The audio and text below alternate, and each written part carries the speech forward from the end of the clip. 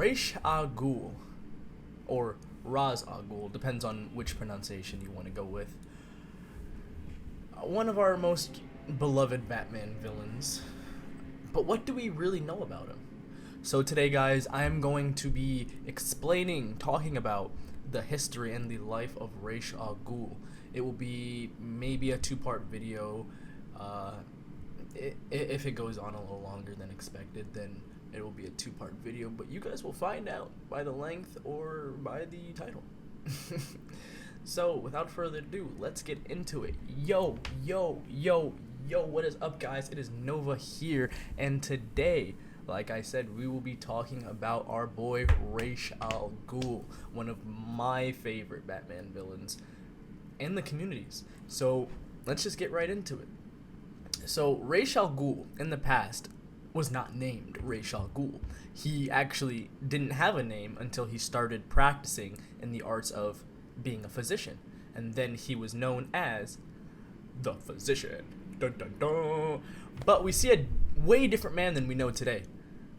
He actually was trying to help people, which was kind of crazy. I was like, whoa, when I was reading up on it, I was like, he's a little different. All right, so in his past, around 600 years ago, the age of Ra's is kind of in the air, with his oldest age being around 1,000 years old to his youngest even being 450 years old.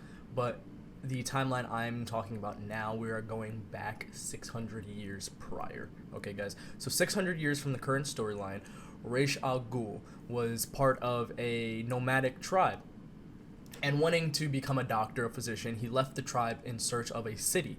He found a city that was ruled by a sultan, all right? And then through his exploits, he then found the Lazarus Pit. But within that sultan and him finding the city, he was posed with an opportunity to save the prince, all right? Unknowing that the prince was a sadistic prick, okay?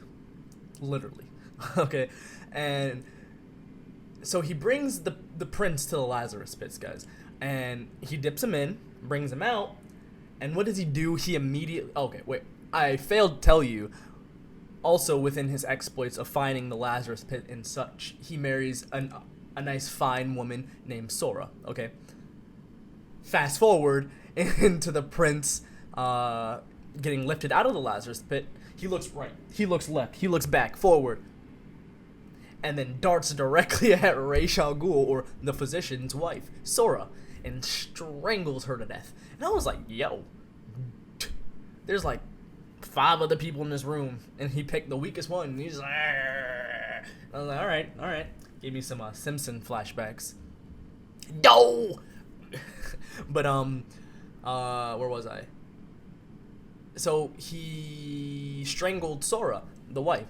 And the prince, or the sultan, thinking that Ras poisoned the mind of the prince,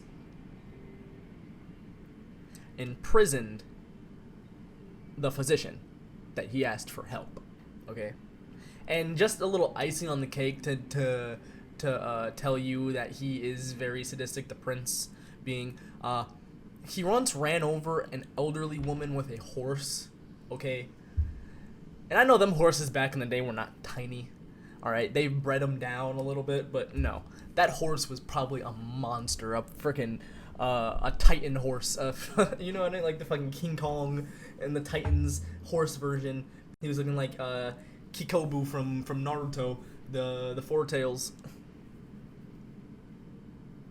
Yeah, or the Five Tails. Don't at me on that. But we're not talking about Naruto. We're talking about the DC universe. So, he hit Shorty with a horse. Alright, guys? That's crazy. This man's crazy. He hit her for no reason. Like, what motive do you have hitting an old woman with a horse? Come on. But, so, he was sentenced to imprisonment. Life imprisonment. But not only life imprisonment, he was sentenced to life imprisonment with the dead body of his wife, Sora. But not just that. They were literally in like a 2x2 cage. Like, he was snuggling the corpse of his wife in this 2x2. Like, That's fucked up. No wonder why the prince is so sadistic. He got it from his daddy. His daddy's a fucking asshole. Like, oh, what? That's crazy. First, second, third, fourth, fifth, sixth, seventh. That is ridiculous. All right. And then so the old lady that I was talking about, she had a son, and when the prince ran over the old lady, her death was inevitable. But Raish went to go help. He gave her remedies so it would ease the pain when she's dying.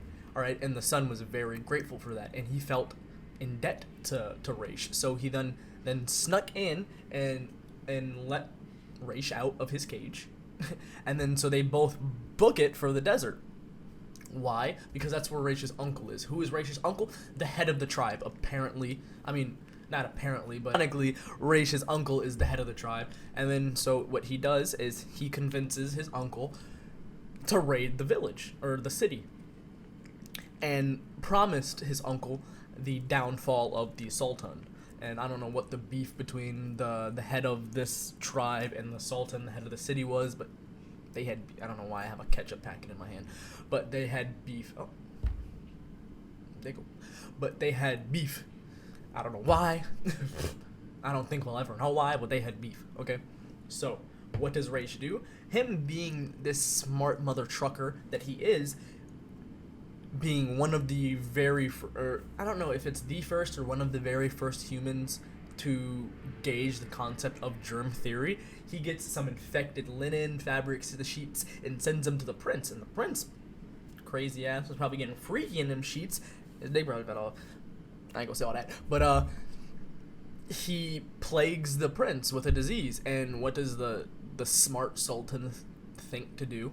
He's like, oh, let me call the man I just imprisoned with his wife's dead body. Let me call him. Wait, he got out? How the fuck? I guess that's our fault. Like, what kind of rules is that?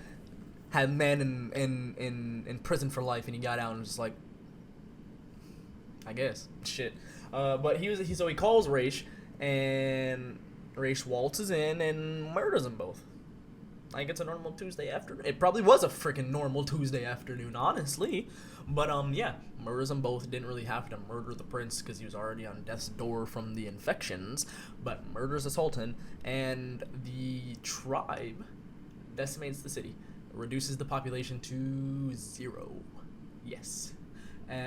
And that's when our boy goes from the physician to his new name, Ras al Ghul, or Ras al Ghul, and his new epithet, the Demon's Head. Dun dun dun. All right, and so through history, he participates in multiple wars. He gains new abilities. Not like meta abilities, but like martial arts, fencing, becomes better in, with medical knowledge, things like that. All right, and he rejuvenates himself multiple times with the Lazarus Pit, and bringing himself basically back from the dead with the Lazarus Pit, which pushes his sanity a little over the edge, if you know what I mean. But you cannot talk about Raish, obviously, without talking about his children. Children being 2. We all know about Talia. And if you watched Arrow, you'll know about Nissa. So Talia al Ghul, basically his second command within the League of Assassins. Should I back that up a little bit? Okay, so when he created the Demon Head, when he created the Demon Head, within the organization of when he became the Demon Head, and created the organization of the Demon, within the Demon are a multitude of other branch organizations that he's created. One being the most popular, League of Assassins, or League of Shadows, alright? And then we'll backtrack back to Talia al Ghul, which was basically his second in command with almost everything. So, with his legal side and obviously illegal side, murdering people, she murdered many men have fallen to Miss Talia al Ghul, and she gave Raish his first grandchild in Damien al Ghul. And they kind of went a little overboard with Damien because he did not spend 9 months within Talia's tummy. No, they took him out. They ripped him out of Talia, alright, and made a synthetic womb for him so that he would grow to be the most savage nigga ever, alright? And he basically does. I mean, he grows up to be a little asshole, but, you know, once he lives with Bruce, he gets a little better. And we see him in, you know, some movies, and then, you know, we see him in the comics. So then let's go to Nissa. Nissa is actually Raish's older daughter, alright? Talia's half-sister. She was conceived way before Talia, and actually Raish granted her permission to use the Lazarus pits, okay?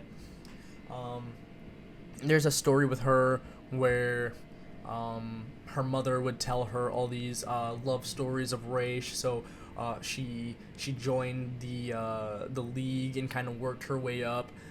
He found out that was his daughter, and then gave her, you know, kind of like a header, like a larger position in the League of Assassins, and allowed her to use the Lazarus pits. And then later, Nissa being the only character in the DC comics to be able to have access to the Lazarus pits, so that's pretty cool. Boom, boom, boom. But Talia being, let's backtrack to Talia being Raish's connection to Batman, or I guess Talia and Damien being Raish's connections to Batman. Batman being Raish's biggest foil, biggest, you know, op on the streets, because in Raish's time of you know living and becoming who he is today, all of the things he encountered and saw, he actually became an eco-terrorist. All right, and becoming an eco-terrorist means he wanted to rid the world of its population so it could start anew. And it was actually said that the demon was created to rid the world of a lot of the evil, but then became one of the world's greatest evils. So it kind of a head scratcher on that one. But where was I?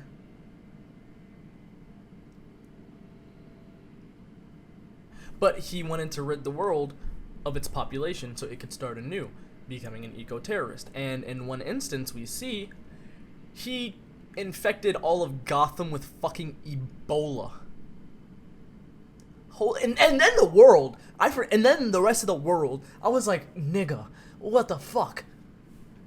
Infected Gotham and Ebola, and Batman being Batman, you know, saved Gotham and the world, but, nigga. And then you'll see in Batman Beyond, he died, and then took over Talia's consciousness, and then, which is kind of weird and freaky, but was like getting all close with Bruce and was like, hey, you know, you can get younger in the pits. Bruce jumps in the pits, and then his goal was to take over Talia's body, convince Bruce Wayne to jump in the pits, the Lazarus pits, to make him younger, and then take over Bruce's body. And if you've never seen Batman Beyond, the plot is basically Batman has gotten too old to become Batman, and then some random kid, I actually never seen it, this is just my summary of it, of what I've seen of it, I guess. I've never really actually watched the show, but some kid wants to right his wrongs, so becomes the new Batman Beyond. You see him with like the mask and the ears and shit, and boom. So that's that. So Batman's like old with a cane, he's like a mentor, and it's not any of the Robins. So I'm wondering who this kid is, if he's like in any of the comics or not.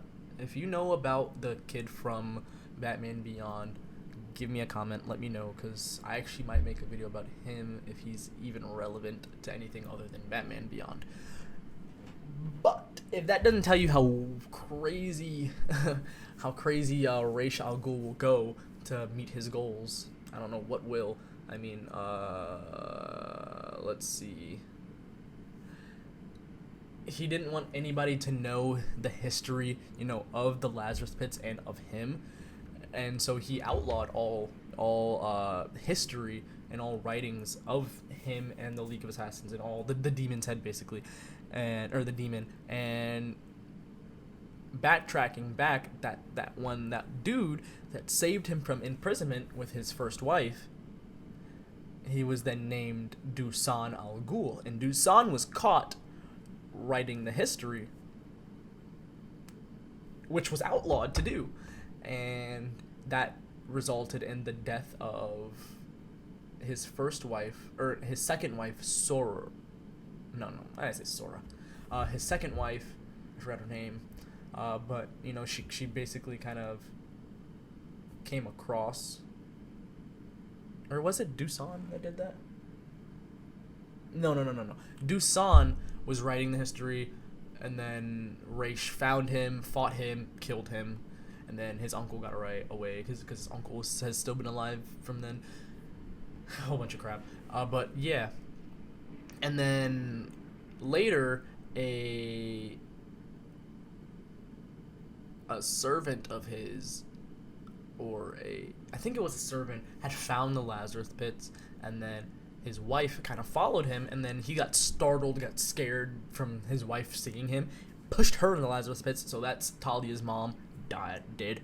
I don't know how Nissa's mom is, or if she's dead or not. I'm not sure. But yeah, that's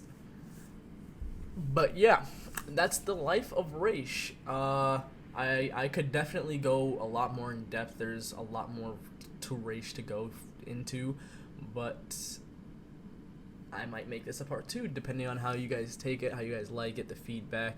I saw that you guys, you guys liked the DC/Marvel video that I put out, so let's put out some more. If you guys want me to do this with any other characters, I'm definitely down to. It doesn't matter DC or Marvel, but I will differentiate. I'll put in like little playlists, my DC and my Marvel. But let me know in the comments below anything I missed or anything I got wrong about Raish, or just something that you didn't know. But thank you guys so much for watching. Give me a like, give me a subscribe, all that cringy YouTube shit. But once again, thank you guys, and that is Nova.